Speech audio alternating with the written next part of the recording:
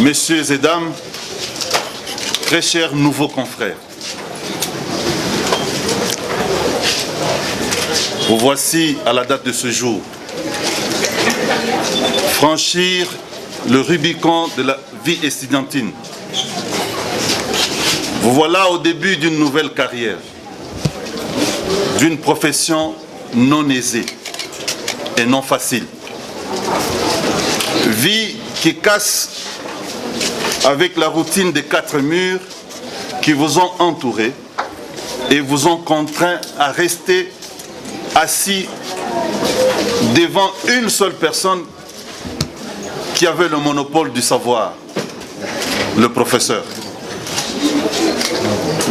Ce qu'il vous a appris constitue le socle, le fondement de votre avenir. Après avoir tout oublié, l'essentiel de ce que vous avez gardé vous guidera dans vos premiers pas dans cette profession. Cette dernière, la profession d'avocat, est une profession noble. C'est une profession d'élite. Sa noblesse est intrinsèque à la personne qui l'exerce, sans qu'elle soit en réalité elle-même issue de la noblesse. Voilà ce qui doit déterminer désormais votre conduite, tant dans la vie professionnelle que dans la vie à la cité. C'est vrai que l'incarnation de cette noblesse ne sera pas facile, mais vous devez y parvenir. C'est une obligation. Raison pour laquelle vous serez mis à la disposition de maîtres des stages, à qui vous devez déférence et respect, autant que vous le devez aux autorités ordinales. Chers confrères, bientôt vous serez appelés à connaître des cas réels au-delà de la théorie apprise, car le droit que vous avez appris se trouve dépassé par l'évolution constante et permanente de la technologie. C'est à cette occasion que nous serons curieux d'observer votre savoir-faire. L'avocat demeure donc un perpétuel étudiant. Il le demeure non en vue de satisfaire à un test académique, mais à vaincre les défis qu'il rencontre dans sa vie professionnelle. Notre barreau a donc besoin de votre contribution à la réflexion non seulement de sa transformation, mais aussi de celle de la société tout entière, infectée par la gangrène de la corruption, tant dans les milieux académiques, politiques que judiciaires.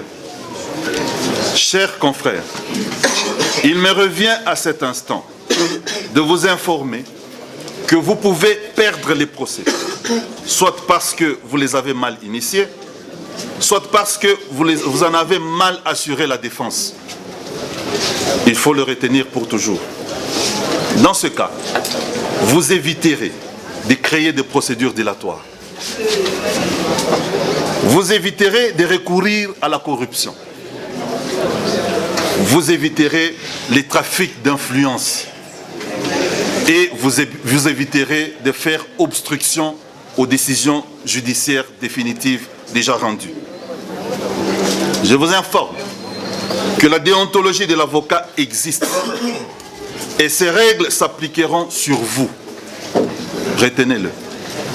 La sanction sera sévère et peut vous amener à la cessation du port de la robe que vous portez aujourd'hui. Je vous mets donc en garde. La déontologie restera la plus-value de l'avocat qui le distingue du marchand et du commun des mortels sur la rue. Cette robe que vous avez le privilège de porter aujourd'hui, la toge, est un symbole de droit, de l'égalité entre avocats, mais non d'uniformité.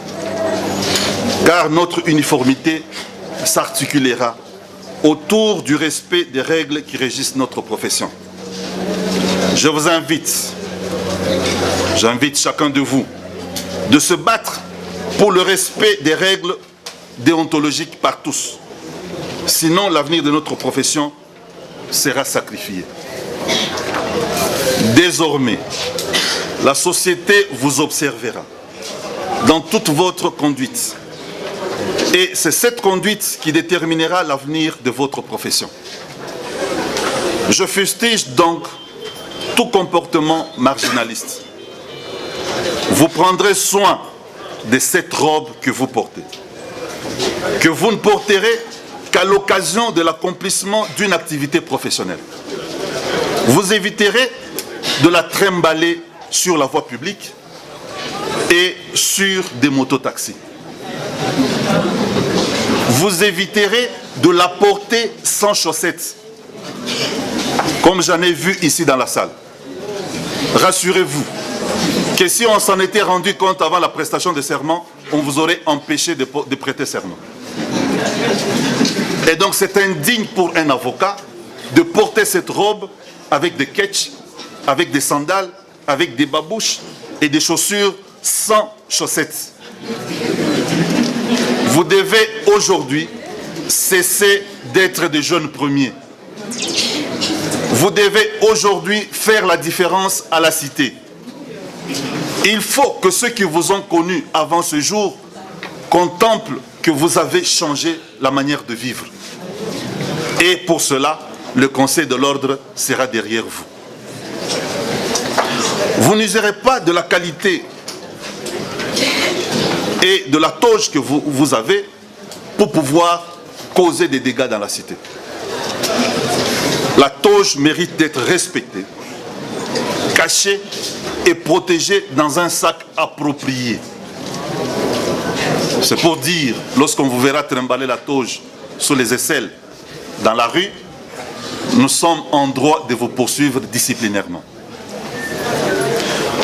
Vous n'userez pas non plus de la qualité d'avocat pour intimider les citoyens de Goma, de la province du Nord Kivu, ni pour les escroquer et abuser de la confiance de ceux qui vous confieront des dossiers. Je vous regarde dans les yeux, regardez-moi aussi dans les yeux. Que l'assistance ici présente dans la salle sache, pour ceux qui ne le savaient pas, que l'avocat n'évolue pas en électron libre. Il appartient à un corps dont les règles s'imposent à lui. Et donc vous avez le droit de dénoncer tout comportement marginaliste de l'avocat dans la cité. Par ailleurs, notre barreau n'a pas besoin de ceux qui veulent être avocats juste pour se faire appeler maître. Pas du tout. Ceux qui, après cette prestation de serment, n'exerceront plus la profession d'avocat.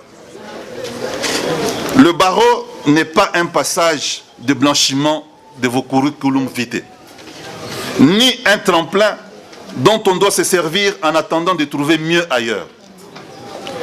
Il n'est pas non plus une salle d'attente avant d'entrer au bureau du chef d'entreprise où l'on veut se faire embaucher. Nous voulons et nous avons besoin de ceux qui ont la vocation d'être avocats, de ceux qui acceptent les conditions difficiles de l'avocat et demeurent avocats.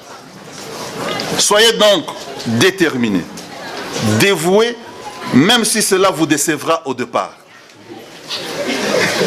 Vous avez accepté de laisser aux autres le gain facile pour vous engager dans une profession dont l'avenir ne dépendra que de votre travail, fait dans la loyauté et dans l'honnêteté. L'avocat doit être honnête dans tout son comportement. Un avocat qui n'est pas honnête n'est pas digne d'être avocat et nous ne sommes pas d'accord de porter son opprobre dans la cité. Les autres avocats qui m'entourent ne sont pas d'accord de porter son opprobre dans la cité. Un avocat bandit est appelé à cesser de porter la toge. Nous allons l'aider à le faire partir du corps des avocats. Je vous conseille, je vous accueille donc à bras très ouverts et vous souhaite plein succès dans cette nouvelle carrière. À vous, chers confrères, qui accédez ce jour au tableau de l'ordre, ce qui vient d'être dit vous concerne aussi. C'est un rappel sur les notions déontologiques que vous avez apprises depuis belle lurette.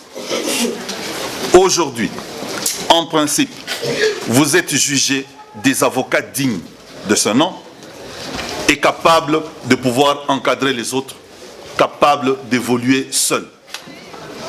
Car vous avez bravé les vicissitudes de la période probatoire légale que vous venez d'achever avec succès. Servez des modèles à ces jeunes qui viennent de commencer leur carrière, qu'ils trouvent en vous une référence pour leur vie professionnelle.